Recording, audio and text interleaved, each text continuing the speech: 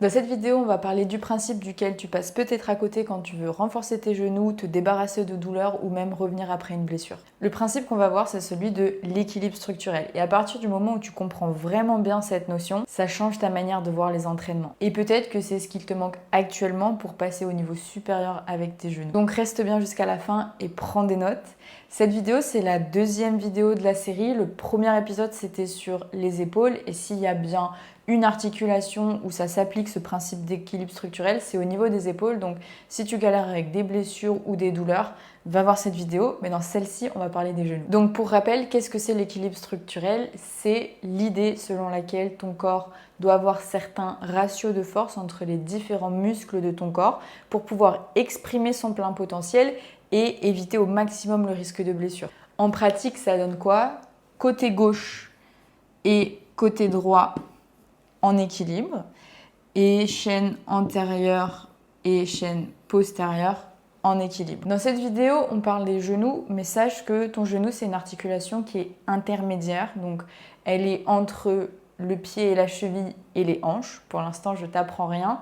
Mais du coup, quand tu as un souci au niveau des genoux, il va falloir renforcer ton genou, mais il va aussi falloir checker ces deux endroits. Pour éviter que la vidéo fasse 2 heures, aujourd'hui, on va vraiment se concentrer uniquement sur les genoux, mais sache qu'il y a vraiment 2 autres choses qu'il va vraiment falloir checker, bien falloir renforcer pour vraiment avoir un genou ensuite à toute épreuve. Donc, pour revenir aux genoux et à ces principes d'équilibre structurel, le premier point, c'est super simple, côté droit, côté gauche, aussi fort l'un que l'autre. Donc tu veux que ta jambe gauche et ta jambe droite soient capables de faire les mêmes choses. C'est aussi simple que ça.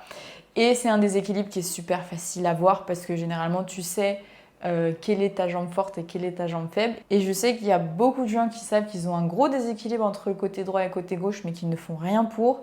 Et je t'assure, tu ne veux absolument pas laisser ça comme ça parce que là, c'est comme si tu déverrouilles ta porte, tu la laisses grande ouverte et la première blessure qui peut s'infiltrer, elle vient. Pourquoi? Parce que ton côté faible, il est faible. Donc, il se passe un truc, ton côté, il est plus faible, il peut encaisser moins de contraintes avant d'arriver au point de rupture, donc il est plus exposé. Ton côté fort, lui, il est plus fort, il va vouloir prendre plus de contraintes, trop de contraintes, parce que le côté faible ne fait pas son job. Mais du coup, ça crée des soucis parce que ton côté fort, il n'est pas du tout censé encaisser autant. Et ça crée des blessures et des blessures d'usure. Donc, tu veux absolument éviter. C'est un déséquilibre qui est hyper courant, mais ça ne veut pas dire que c'est courant, que c'est normal. Donc, ne laisse pas ça comme ça et commence à faire quelque chose pour rééquilibrer ce déséquilibre gauche-droite parce qu'en réalité, c'est super simple. Il faut que tu incorpores un peu plus d'exercices en unilatéral. Donc, un exercice que tu vas faire un côté à la fois.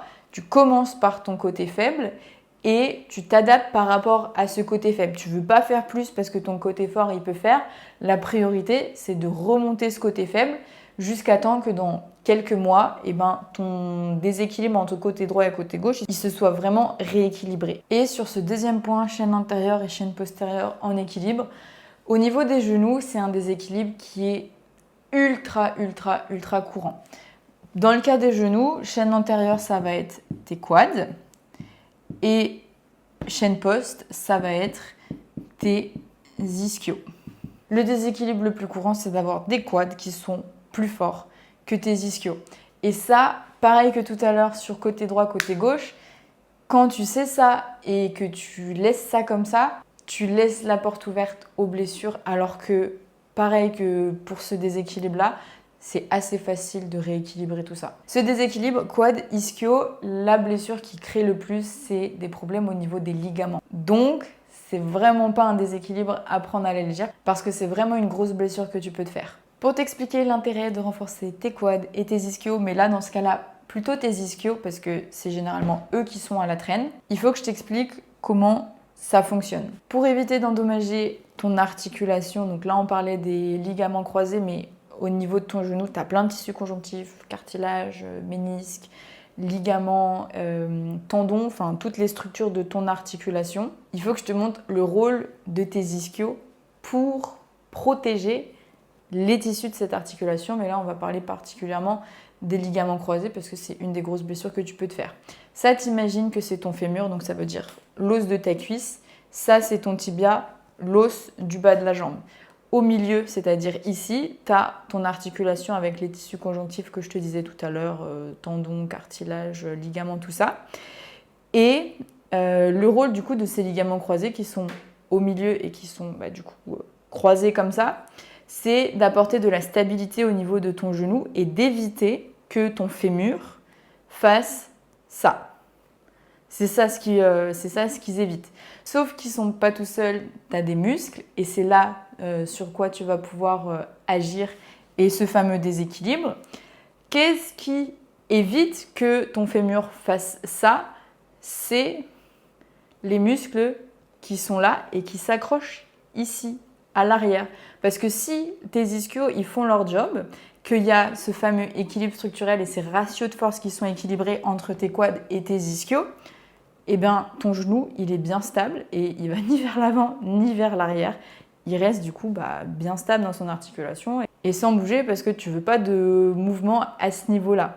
Et c'est eux qui maintiennent des choses un petit peu comme tu maintiendrais un mât d'un bateau. Pour que ton mât il soit bien droit et qu'il ne penche pas d'un côté ou de l'autre, il faut que la tension de ce côté-là et la tension de ce côté-là, elles soient équilibrées. C'est exactement la même chose pour le genou, sauf que là, du coup, ça a cet angle-là, quoi. Tu veux vraiment que à ce niveau-là, derrière, tes ischios, ils fassent leur job. Et c'est pour ça que c'est super important de garder ce fameux équilibre structurel, peu importe l'articulation dont on parle dans ton corps, mais là particulièrement au niveau des genoux. Donc maintenant, je vais te donner des exercices que tu vas pouvoir faire pour renforcer principalement tes quads et tes ischios, vu que maintenant tu as bien compris que c'est des muscles qui sont volumineux au niveau de ta cuisse et qui permettent du coup de garder cet équilibre au niveau du genou.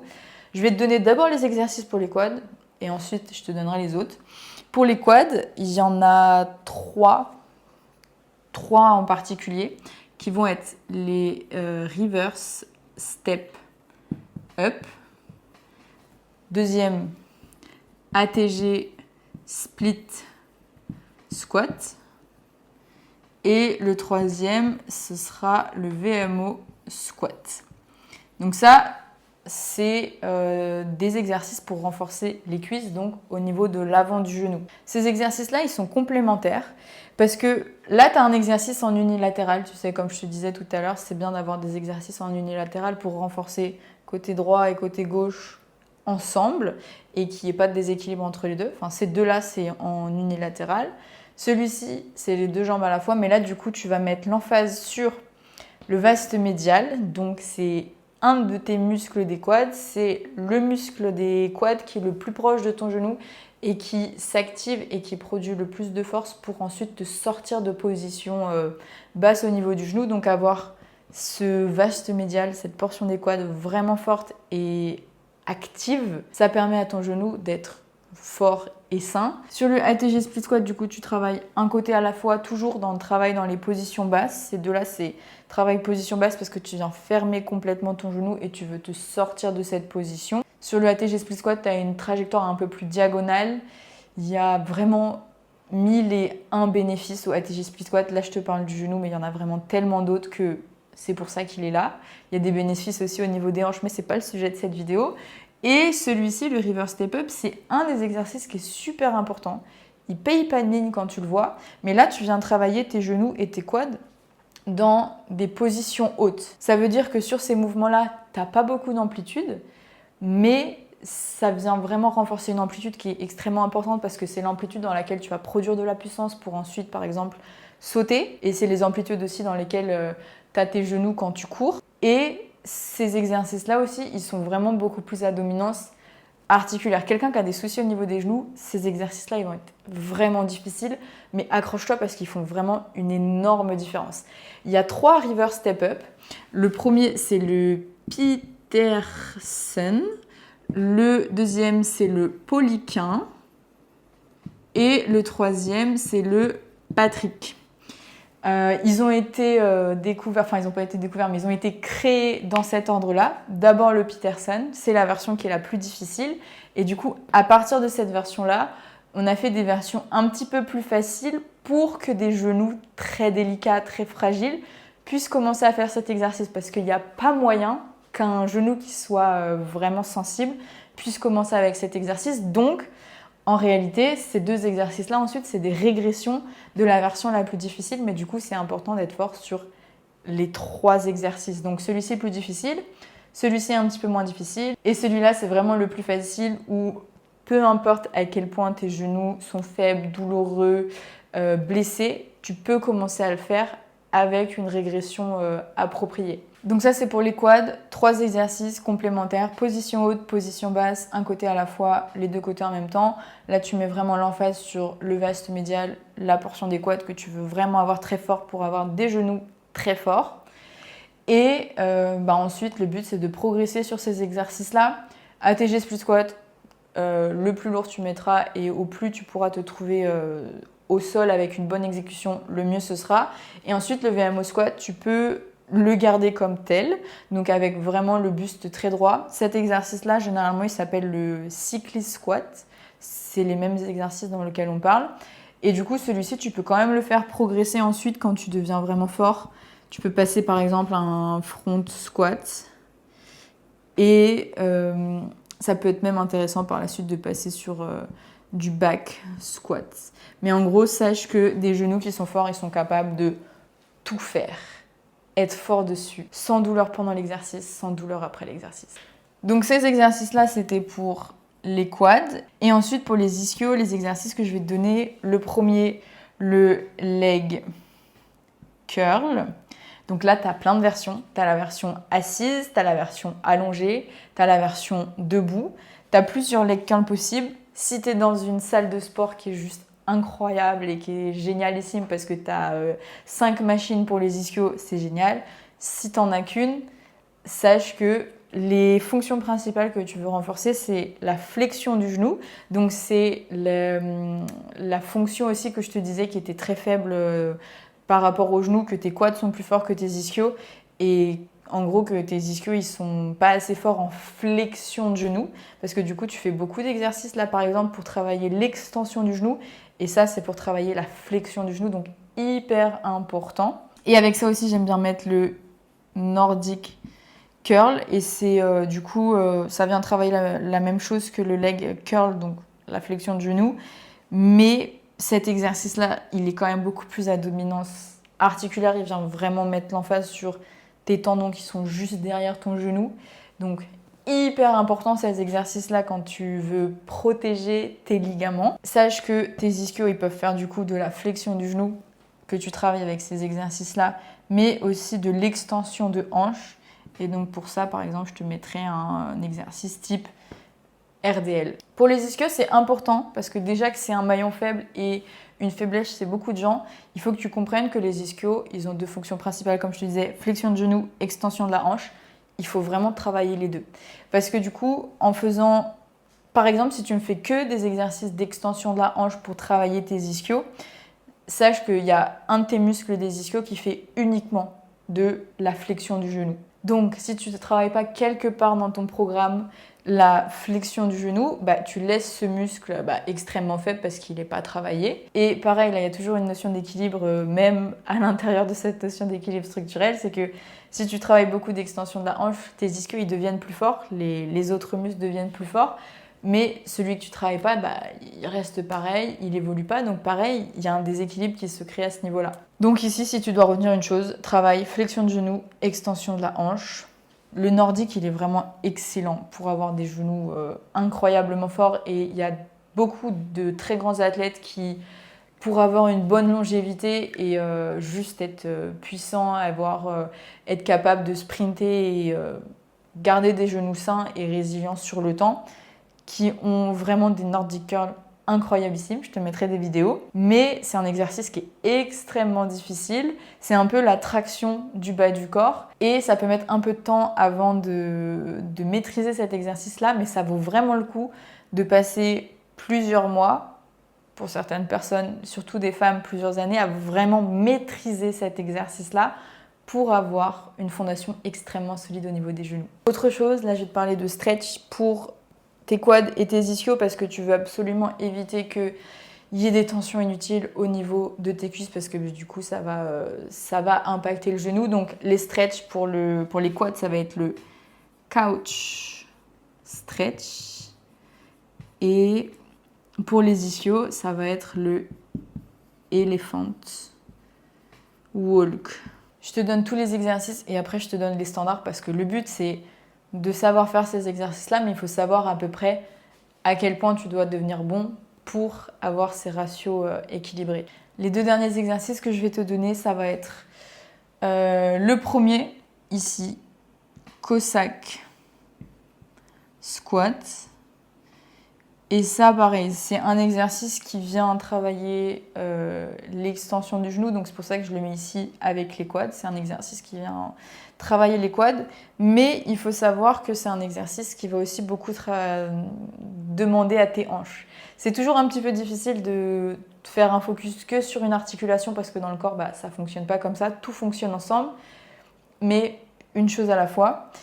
Et du coup, ce Cossack Squat là, il vient du coup bien travailler pareil, position basse, tu fermes ton genou, donc tu viens l'enfoncer dans les positions basses, mais très challengeant au niveau de la hanche, ça étire au niveau des adducteurs. Donc c'est important pour moi de travailler sur ces 2 exercices, Cossack et ATG Split Squat ensemble. Ces 2 exercices-là, ils ont une notion d'étirement qui est importante. Sur le ATG Split Squat, c'est la jambe arrière au niveau des fléchisseurs. Sur le Cossack Squat, c'est au niveau des hanches, au niveau des adducteurs. Donc c'est important de savoir faire les 2, être fort dessus, sans douleur pendant, sans douleur après. Et le dernier, je vais te le mettre ici, ça va être le Reverse Squat. Et là, je te le mets pareil ici parce qu'en fait, on vient travailler les quads, enfin un muscle des quads, mais qui a une double fonction. Comme pour les ischios, je te disais double fonction, flexion du genou, extension de la hanche. Sur ces types d'exercices-là, tu viens travailler un quad qui a du coup la fonction de extension du genou, mais aussi flexion de la hanche. Donc c'est pour ça que c'est important de le travailler aussi dans sa double fonction. Et donc pour ça, tu peux travailler sur le reverse squat ou le L-sit. C'est mes 2 exercices préférés parce que du coup, ça vient travailler différemment. Reverse squat, tu vas plus mettre l'emphase sur tes fléchisseurs de hanche, donc par exemple ton psoas. Le L-sit, tu vas travailler tes fléchisseurs de hanche, mais en mettant du coup plus l'emphase sur le droit fémoral. Celui, c'est le muscle des quads, le droit fémoral. Donc, je te les mets ici et c'est quelque chose qui est quand même super important pour ensuite, sur le long terme, avoir un genou qui est fort, de pouvoir avoir des fléchisseurs de hanche qui sont forts, surtout dans nos modes de vie où nos fléchisseurs de hanche ils sont tendus et faibles parce que on sprinte plus, on est assis et on les travaille pas beaucoup. Et quand tu vas à la salle, si tu as fait de la muscu type bodybuilding, c'est super rare, c'est une fonction qui est extrêmement négligée de travailler la flexion de la hanche. Tu travailles beaucoup d'autres choses, l'extension de la hanche par exemple pour les ischios, les fessiers, mais la flexion de la hanche pour travailler des muscles invisibles parce que par exemple ton psoas il se voit pas, mais muscles très très très très important. Voilà, là je t'ai donné tous les exercices qui sont importants pour vraiment bien renforcer ton genou et tout ce qu'il y a autour. Maintenant les standards sur tous ces exercices-là. Peterson, Poliquin, Patrick, le standard c'est 50% de ton poids de corps en charge additionnelle. Pour faire très simple, je te donne des standards qui sont uniques et du coup, pour les femmes qui regardent, c'est des standards qui sont hauts mais atteignables et exigeants. Pour les femmes, ce serait même plus 40%, mais ça dépend de ce que tu veux faire, ça dépend de ton sport et ça dépend de quel point tu veux être athlétique. Je préfère donner les standards hommes, qui sont des standards minimum pour les hommes et pour les femmes qui sont déjà un peu plus costauds. Mais au moins comme ça, tu as un standard qui est plus élevé et une vision qui est du coup pour devenir plus forte et avoir des standards qui sont plus exigeants. Donc ça, c'était les reverse step up. ATG split squat, le standard pareil, c'est 50% de ton poids de corps en charge additionnelle. VMO squat, c'est 25%. Si tu passes ensuite sur des standards qui sont plus élevés, donc du coup avec les versions de squat, front squat et back squat, de mémoire, back squat c'est 100%. Et le front squat, je me souviens plus exactement, mais il y a un standard dans le standard, c'est que si ton back squat il est à 100 kg, ton front squat il est à 85 kg, donc en gros ton front squat il est à 85% de ton 1RM back squat. Donc là si c'est 100%, ici c'est 85. Ensuite, Cossack squat, 25%. Reverse squat, 50%. Ça va vraiment dépendre de la poulie que tu as parce qu'il y a des 50% qui sont inatteignables sur certaines poulies, mais dans l'idée, c'est à peu près ça. Et le L-sit, tu veux pouvoir le faire 20 secondes au sol. Ça veut dire que tu es assis au sol, tu presses tes mains dans le sol, tu lèves les jambes et il n'y a rien qui touche le sol pendant 20 secondes. Elephant walk, tu veux pouvoir le faire, je ne vais pas l'écrire, mais les mains complètement au sol et que tu puisses tendre complètement la jambe en contractant les quads. Et le cow stretch, tu veux un buste complètement droit avec des fessiers contractés et un bassin qui est rétroversé. Le RDL ici pour les ischios, c'est 100%. En gros, c'est sur une série quand même, donc c'est aux environs de 8 à 12 reps sur tous ces exercices-là. Si tu arrives à faire les standards sur 8 à 12 reps, on est bon. Et le leg curl, pareil, ça va énormément dépendre de ta machine, mais là, c'est le leg curl allongé, le standard. Et du coup, il est aux alentours de 75% de ton poids de corps en charge additionnelle. Mais là, pareil, ça dépend énormément de la machine. Et le Nordic curl, c'est un exercice qui est vraiment difficile. Vraiment, vraiment difficile. Et là, si tu es un homme, 5 reps que tu dois arriver à faire quand même plutôt facilement. Pour les femmes, c'est vraiment beaucoup plus difficile. Et ça dépend aussi sur comment est-ce que tu le fais. Mais une rep, ce serait bien. Et ensuite, pareil pour les femmes, au plus tu es forte, au mieux c'est. Donc, part de ce principe, c'est pour ça que j'ai donné des standards qui sont exigeants. Voilà pour ces standards. Le but, c'est pas d'avoir un exercice où tu es super fort et les autres où tu arrives à peine à atteindre les standards pour avoir vraiment des genoux qui sont bien solides et avec plein de capacités. Le but, c'est d'être fort sur tous ces exercices à la fois. Et c'est comme ça, du coup, que tu te construis des genoux qui sont forts parce qu'il y a plein de gens qui sont capables de faire certains exercices, par exemple front squat, back squat, mais qui ne sont pas capables de faire les autres. Et tes genoux, ils seront les plus forts quand ils seront capables de tout faire au standard. Et le standard, si tu es un athlète ambitieux, le standard, c'est le minimum. C'est genre la base à partir de laquelle tu construis. Donc déjà, ça peut te mettre plusieurs mois pour atteindre cette base, mais ensuite, le but, c'est du coup de continuer à construire. Et du coup, là, c'est les standards minimum. Il y a les standards freak. Et du coup, là, tu prends tous les standards que je t'ai donnés et tu les multiplies par 2. Voilà pour cette vidéo. J'espère t'avoir donné une vision un petit peu plus claire, un petit peu plus structurée de l'équilibre structurel, ce que ça donne en pratique au niveau des genoux pour que tu puisses commencer à faire quelque chose et que ça reste pas juste de la théorie. Et il faudra que je sorte les autres épisodes pour vraiment ensuite que tu te construises des genoux qui sont à l'épreuve de tout parce que le genou, c'est une chose, c'est déjà très très important pour renforcer l'articulation en elle-même, mais ensuite vraiment tellement important ce qu'il y a en dessous et ce qu'il y a au-dessus. Donc, je sortirai ces épisodes un jour. Et sinon, en attendant, tu me poses tes questions en commentaire et tu penses à t'abonner.